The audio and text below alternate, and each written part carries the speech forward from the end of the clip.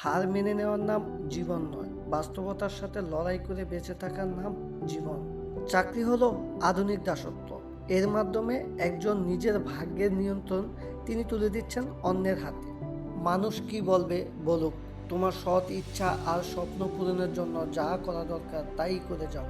সফলতা দিয়ে তাদের মুখে তালা লাগাও। দৌড়ের সময় পেছনে তাকালে যেমন দৌড়ের গতি কমে যায়, তেমনি জীবনের অতীতের দিকে তাকাতে নেই, তাহলে নিজের প্রতি কনফিডেন্স কমে যায়।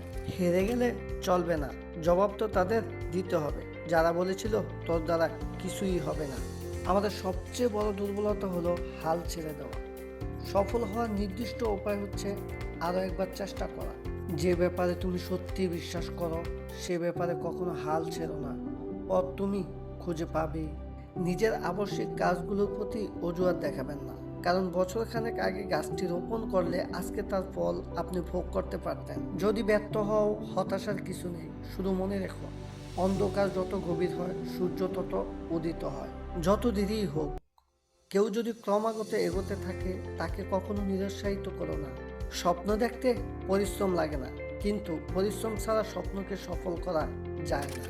99% ব্যর্থতা আসে এমন লোকদের কাছ থেকে যাদের অজুহাত দেখানোর অভ্যাস আছে।